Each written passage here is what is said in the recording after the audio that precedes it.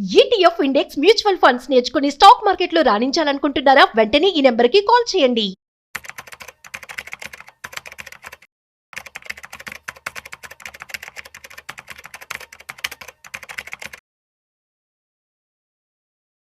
Sir gold and silver మరి చాలా happy అనిపిస్తుంది. కొంచెం ధరలు తగ్గుతున్నాయి. అవును. మరి ఆల్ టైమ్ హై రికార్డ్ వరకు వెళ్ళిపోయిన ధరలు ఒకసారి ఎందుకు ఇలా పడిపోతున్నాయి?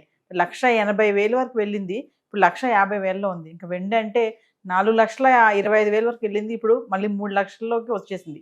అంటే ఈ తగ్గుతున్నాయని అనుకోవచ్చు అంటారా? మళ్ళీ పెరుగుతాయా?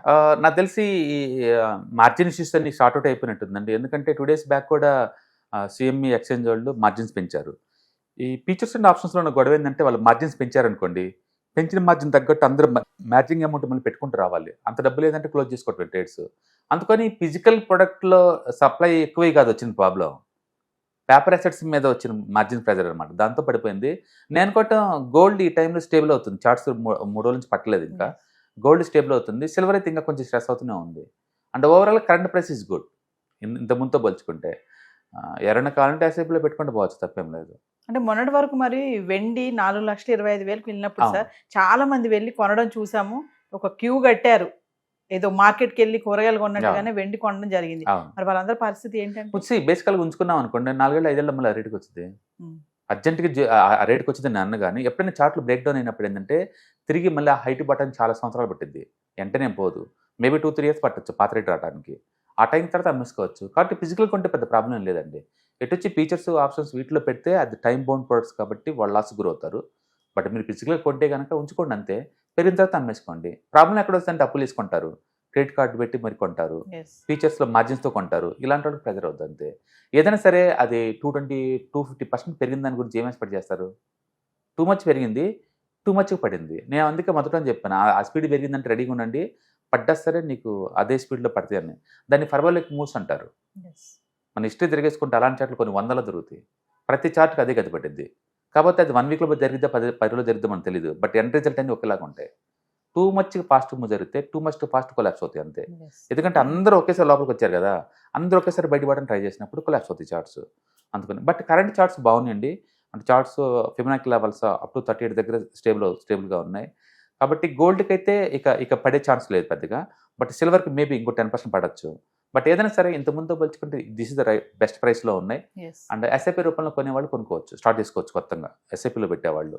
అంటే కామన్ మ్యాన్కి కొంచెం కన్ఫ్యూజన్ అయితే ఉంది సార్. మరి తగ్గుతుంది కదా, ఇప్పుడు వెళ్ళి మేము కొనుక్కోవచ్చా? ఎందుకంటే పెళ్లిళ్ళ సీజన్ రాబోతుంది కదా, అవును. మరి అలాంటి వాళ్ళకి ఏం చెప్తారు?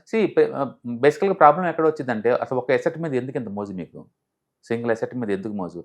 బిట్ కాయిన్ అంటాడు, దానికి అచ్చంది అదే కొంటా ఉంటాడు. గోల్డ్ అంటే ఇదే కొంటా ఉంటాడు, సిల్వర్ అంటే అదే కొంటా ఉంటాడు, భూమి అంటే ఇదే కొంటాడు.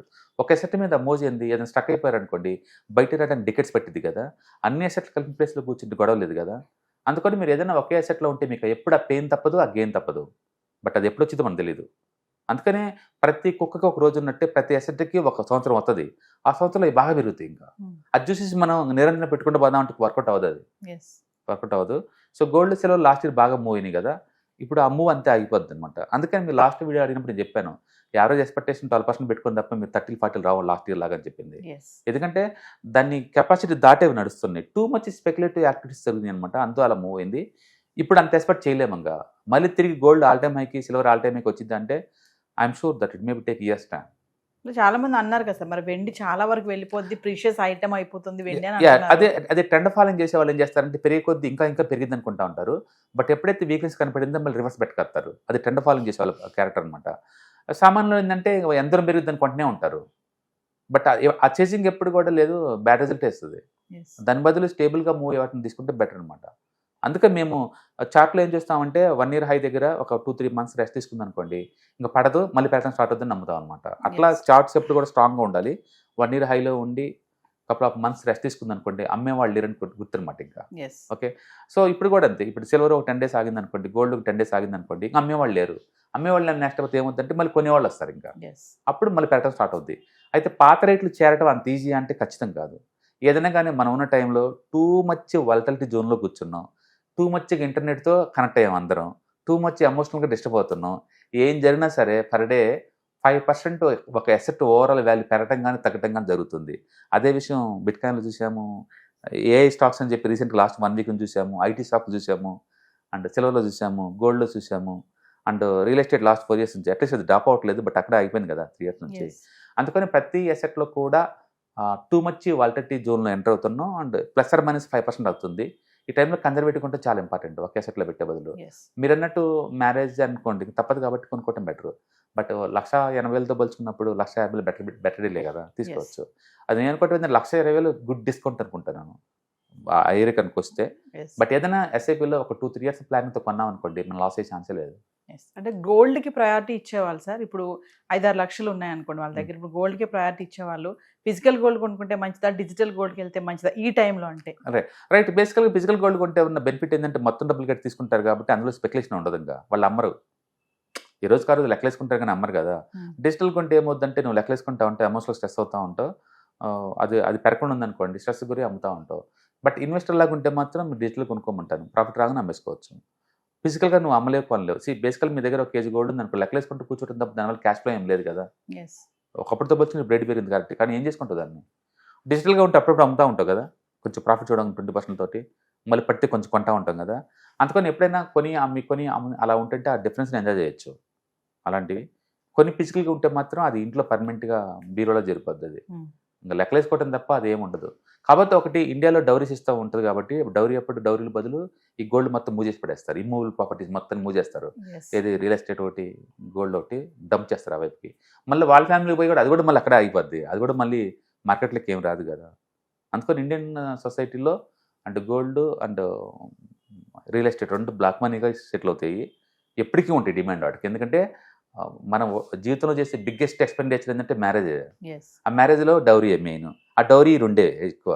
అందుకని ముందులో డౌరీస్లో మనీ ఎవరెవరు 1/2 kg gold, 1/4 kg gold, 100 grams gold ఇట్లా ల్యాండ్ ఇస్తారు. ఆ రెండు కూడా బ్లాక్ అసెట్స్ ఎక్కువ శాతం. సో ఓవరాల్గా రేట్స్ ఎందుకు ఫ్లక్చువేట్ అవుతున్నాయంటే సార్ చెప్పాను కదా ఇంతకుముందు, ఇవన్నీ కూడా డిజిటల్ రూపంలో రావడంతోనే గొడవ వచ్చింది అనమాట. ఫీచర్స్ ఉన్నాయి, ఆప్షన్స్ ఉన్నాయి, ఈటీఎఫ్స్ ఉన్నాయి, అండ్ ఫార్వర్డ్స్ కాంట్రాక్ట్స్ ఉన్నాయి, స్వాప్స్ ఉన్నాయి, రకరకాల ప్రొడక్ట్స్ లేదు. అన్లిమిటెడ్ సప్లై క్రియేట్ చేస్తున్నారు, అన్లిమిటెడ్. అంటే ఈవెన్ పబ్లిక్ గోల్డ్ లేదు, షార్ట్ టర్మ్లో మనీ మేక్ చేసుకోవచ్చు కదని చెప్పేసి వీళ్ళు మార్జిన్ పెట్టి మరీ కొంటున్నారు. ఊహించుకోండి, క్రెడిట్ కార్డ్ అంటేనే అప్పులు చేయడం, ఆ వచ్చిన అప్పులు చేసిన డబ్బులతో మళ్ళీ గోల్డ్ కొంటున్నారు. గోల్డ్ అంటే పెరిగినంతకాలం మనం ఎంజాయ్ చేస్తాం, బట్ ఇప్పుడు డ్రాప్ స్టార్ట్ అయిన తర్వాత కూడా మళ్ళీ బ్లడ్ పెడుతుంది కదా. అందుకని టూ మచ్ స్ట్రెస్ గురవుతున్నారు ఈ మార్జిన్స్ తోటి. బట్ అది ఎప్పుడో ఒకసారి ఓకే, కానీ జీవితం మొత్తం అచ్చం మార్జిన్స్ మీద గేమ్ ఆడుతూ ఉంటే చాలా కష్టం. అందుకని అదే జరుగుతుంది అక్కడ. మీరు కాబట్టి నిజంగా గోల్డ్ ఈటెస్ట్ కానీ ఫిజికల్ గోల్డ్ కానీ కొంటే కనుక అది పడితే మీకు ఎందుకు, లేస్తే మీకు ఎందుకు. ఎప్పుడైతే మార్కెట్ బాగా పెరిగిందనిపిస్తే ఆ రోజు డంప్ చేయండి, మిగతా కామ్ కూర్చోండి, అది బెస్ట్ అప్రోచ్ అనమాట. బట్ అన్ఫార్చునేట్లీ జనాలు ఎక్కువ స్పెక్యులేషన్ చేస్తున్నారు, ఆ రిజల్ట్ అనమాట. ఏదైనా కానీ లాస్ట్ 1 yearతో బ్యాక్తో పోల్చుకుంటే స్టిల్ గోల్డ్లో ఆల్మోస్ట్ నీకు 50% 60% దాకా వచ్చింది, అండ్ సిల్వర్లో 150% దాకా వచ్చింది. Still you made the money right. అందుకని స్ట్రెస్ లేకుండా ఫిజికల్ కొన్నా లేదా ఈటీఎఫ్ ఫార్మేట్లో కొన్నా మీరు సేఫ్ సైడ్ ఉన్నట్లు లెక్క. ఓన్లీ ఫీచర్స్ ఆప్షన్స్ తీసుకున్న వాళ్ళు మధ్యలో స్ట్రెస్ అయ్యి బలైపోతున్నారు అంతే. సో మరి ఫర్దర్గా మరి వెబినార్ నిర్వహించబోతున్నారు కదా, ఒకసారి వాటి గురించి. ఈ month next weekend we are going to conduct ETFs, index funds and mutual fund webinar అండి. సో ఇంట్రెస్ట్ ఉన్న పార్టిసిపెంట్స్ కింద స్క్రోల్ అవుతున్న నెంబర్ కాల్ చేసుకొని సీట్ బుక్ చేసుకోండి.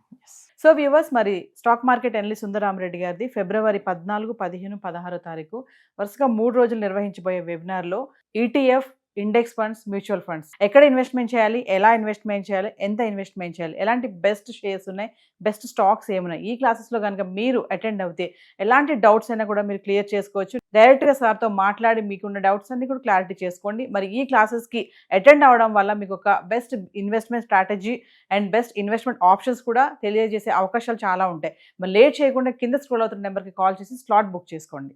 ETFs, index funds and mutual funds మీరు కనుక స్టాక్ మార్కెట్లో ఎంటర్ అవ్వాలనుకుంటే మార్కెట్లో స్టాక్స్ డైరెక్ట్గా ఇన్వెస్ట్ చేసే బదులు కపుల్ ఆఫ్ స్టాక్స్లో ఇన్వెస్ట్ చేయడం ద్వారా ఏంటంటే ఆటోమేటిక్ రిస్క్ తగ్గించుకోవచ్చు. కాబట్టి మీరు బిగినర్ అయినా లేదా ఎక్స్పీరియన్స్ పర్సన్ అయినా సరే మార్కెట్లో సేఫ్ సెక్యూర్ వేలో లాంగ్ టర్మ్లో సస్టైనబిలిటీ కావాలంటే ఈ ప్రొడక్ట్స్లో ఇన్వెస్ట్ చేయడం ద్వారా దాన్ని సాధ్యం చేసుకోవచ్చు అనమాట.